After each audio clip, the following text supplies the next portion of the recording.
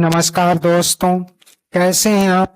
उम्मीद करता हूँ बहुत बढ़िया होंगे। दोस्तों, मैं हूँ एनपी सुशील और आप इस वक्त देख रहे हैं अपना पसंदीदा चैनल नागा 3am@333। दोस्तों, अक्षय तृतीया और भगवान परशुराम के जयंती के दिन से ही इस चैनल पर इसी वीडियो के साथ एक प्रश्न पूछा जाएगा, जिसका उत्तर इसी चैनल पर अपलोडेड किसी वीडियो में बताया गया है। सबसे पहला 10 सही जवाब देने वालों को उनके जन्मदिन पर एक आकर्षक उपहार दिया जाएगा।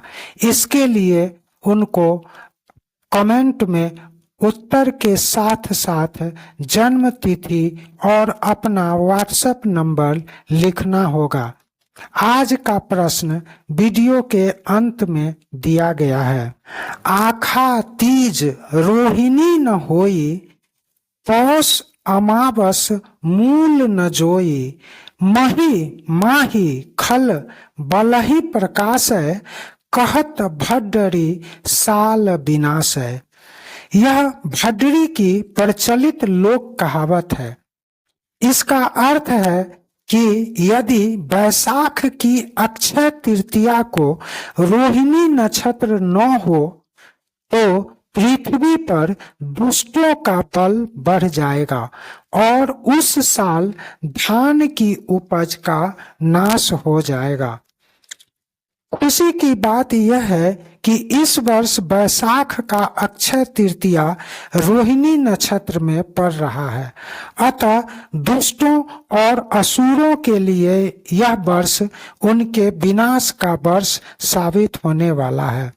किंतु जो दुष्ट और असुर नहीं हैं, उनके लिए अक्षय तृतीया में रोहिणी नक्षत्र का संयोग अत्यंत खुशी का संदेश लेकर आ रहा है। जब जब ऐसा संयोग बैठता है, तब तब धान के फसल के साथ साथ अन्य खरीफ फसल की अच्छी पैदावार होती है। किसानों के लिए यह शुभ संकेत है। जानिए क्या है अक्षय तृतीया। अक्षय तृतीया को आखा तीज के नाम से भी जाना जाता है। यह एक सनातनी पर्व है जो बैसाख माह के शुक्ल पक्ष की तृतीया तिथि को मनाया जाता है। यह पर्व सुख, समृद्धि और वैभव का प्रतीक माना जाता है। ऐसी मान्यता है कि इस दिन किए गए निवेश से लाभ ही लाभ मिलता है, चाहे निवेश प्लॉट खरीदने में किया जाए या सोना गोल्ड खरीदने में, या फिर मनी निवेश शेयर या स्टॉक या एमएफ में किया जाए। इस दिन का निवेश अक्षय रहता है। अक्षय तृतीया का महत्व। भविष्य पुराण एवं विद्वान आचार्यों की माने तो यह तिथि स्वयं में शुभ मुहूर्त है। इस तिथि को किया गया कोई भी शुभ कार्य सफल होता ही है। इस दिन किया गया निवेश हर क्षेत्र में फलदायी होता है। इस दिन सोना, भूमि, मकान खरीदना निवेश के रूप में शुभ एवं फलदायी होता है। खासकर सोना खरीदना अति शुभ, समृद्धि दायक एवं सौभाग्य का प्रतीक माना जाता है। इस दिन के दान का भी विशेष महत्व है। इस दिन देवी देवताओं की पूजा अर्चना शुभ माना जाता है। यह तिथि विवाह एवं यज्ञोपवीत के लिए भी विशेष शुभ माना जाता है। जैन धर्म में भी इस तिथि का विशेष इंतजार रहता है। इस समुदाय के लोग इस दिन दान करते हैं। अब जानते हैं कब है 2025 में अक्षय तृतीया का शुभ मुहूर्त। इस वर्ष यानी 2025 में बैसाख शुक्ल पक्ष में तृतीया तिथि का आरंभ मंगलवार दिनांक 29 अप्रैल को शाम 8:09 पर हो रहा है। और बुधवार 30 अप्रैल को शाम 5:58 तक रहेगा।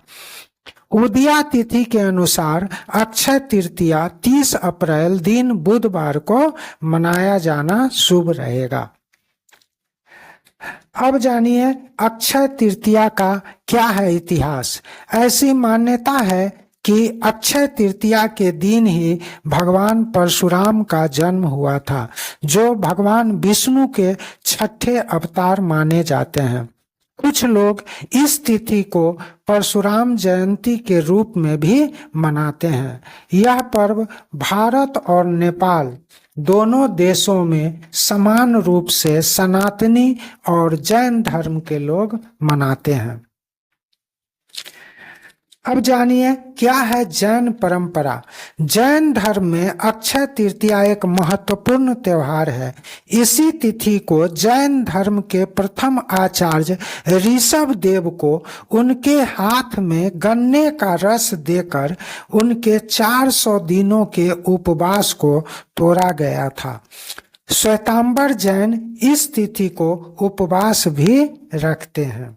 अब जानिए अक्षय तृतीया का सनातन धर्म में क्या इतिहास है। ऐसी मान्यता है कि महाभारत काल में भगवान सूर्य देव ने युधिष्ठिर को अक्षय पात्र भेंट की थी। इसी अक्षय पात्र के कारण द्रौपदी को ऋषि दुर्वासा शाप नहीं दे पाए थे। कहानी इस प्रकार है। दुष्ट दुर्योधन ने सभी पांडवों को हस्तिनापुर से निष्कासित कर दिया था। वे एक वन से दूसरे वन में भटक रहे थे, फिर भी दुष्ट दुर्योधन उन्हें वन में भी शांति से नहीं रहने दे रहे थे। उन्हें सताने का हर संभव प्रयास दुष्ट दुर्योधन करता रहता था, लेकिन दुष्टों के चाहने से थोड़े ना कुछ बिगड़ने वाला था। कौरवों का हर चाल असफल हो जाता था, क्योंकि जिनका रक्षक ईश्वर हैं उनको कोई दानव क्या बिगाड़ लेगा। यदि आप धर्म के मार्ग पर हैं तो कोई पापी आपका कुछ नहीं बिगाड़ सकता। उल्टा वह दुष्ट अहंकारी पापी स्वयं जल भूनकर नष्ट हो जाएगा। ऐसा ही वाकया हुआ था पांडवों के साथ भी। वे वन में दर दर भटक ही रहे थे, ऊपर से ऐसा अकाल पड़ गया कि न पेड़ों पर फल लग रहा था और न खेतों में अनाज। सभी पांडव राजकुमार द्रौपदी संग भूख से व्याकुल थे। अन्न का एक दाना न था कुटिया में। इस खबर को सुनकर अहंकारी दुष्ट दुर्योधन ने एक योजना के तहत जानबूझकर ऋषि दुर्वासा को पांडवों की कुटिया में भेजा। दुष्ट दुर्योधन जानता था कि पांडव तो स्वयं दाने दाने को तरस रहे हैं, वे भला दुर्वासा क्या उचित सत्कार कैसे करेंगे। परिणाम होगा कि दुर्वासा शाप दे देंगे और पांडवों का नाश हो जाएगा। दुर्योधन भूल गया था कि ईश्वर अपने नेक बंदे का सदा ही साथ देते हैं। जब दुर्वासा अपने साथी ऋषियों के साथ द्रौपदी के कुटिया पहुंचकर भोजन की मांग कर बैठे तो द्रौपदी विनम्रता पूर्वक उनसे निवेदन की कि वे लोग पास के ही सरोवर से स्नान कर लें, तब तक उनके लिए भोजन तैयार करके रखती है। सभी ऋषि सरोवर में स्नान करने चले गए। तब द्रौपदी भगवान कृष्ण को स्मरण की। प्रभु तुरंत पहुँचे तो देखा कि अक्षय पात्र में चावल के 3 दाने ही शेष हैं। उसे भी भगवान ने खा लिया और खाने के बाद बहुत बड़ा ढकार निकाला। उस ढकार के गैस से सभी ऋषि मुनियों के पेट फूल गए, भूख गायब हो गई। ऋषिगण स्नान के पश्चात वापस नहीं आए और उधर से ही चले गए। इस प्रकार भगवान ने पांडवों को दुर्वासा के श्राप से बचा लिया और दुष्टों की योजना फिर असफल हो गई। यहाँ यह बताना भी जरूरी है कि पांडवों को अक्षय पात्र सूर्य देव ने अक्षय तृतीया के दिन भेंट की थी। इस अक्षय पात्र को युधिष्ठिर को दिया गया था। वह एक दिव्य पात्र था जिसकी विशेषता यह थी कि जब तक घर का अंतिम सदस्य भोजन न कर ले तब तक वह पात्र भरा ही रहता था। जिस दिन ऋषि दुर्वासा द्रौपदी की कुटिया में पधारे थे उस दिन सबसे अंत में द्रौपदी भोजन की थी और उनके भोजन करने के पश्चात पात्र में मात्र 3 दाने ही बचे थे जिसे श्री कृष्ण जी खाकर ढकार किए थे। महाभारत के अरण्य पर्व में अक्षय पात्र का वर्णन मिलता है। महाभारत के अरण्य पर्व के अनुसार पांडवों को वनवास के दौरान भोजन की भारी समस्या उत्पन्न हो गई थी। वे दाने दाने को तरस गए थे। तब अक्षय तृतीया के दिन युधिष्ठिर ने भगवान सूर्य देव की आराधना की। तब भगवान सूर्य देव प्रसन्न होकर उन्हें अक्षय पात्र दिया था। ऐसी मान्यता है कि तभी से सनातन धर्म के मानने वाले लोग प्रतिवर्ष अक्षय तृतीया का पर्व मनाने लगे, जो आज भी जारी है। दोस्तों, ये थी अक्षय तृतीया की विशेष जानकारी। ऐसे ही ज्ञानवर्धक जानकारी पाना चाहते हैं तो इस चैनल को अवश्य ही सब्सक्राइब कर लें। यदि वीडियो पसंद आई हो इसे लाइक शेयर भी कर सकते हैं।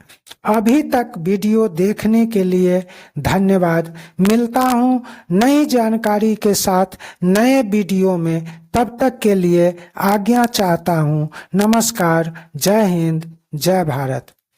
आज का प्रश्न, जैन धर्म और सनातन धर्म के अनुसार सबसे निम्न कर्म क्या है?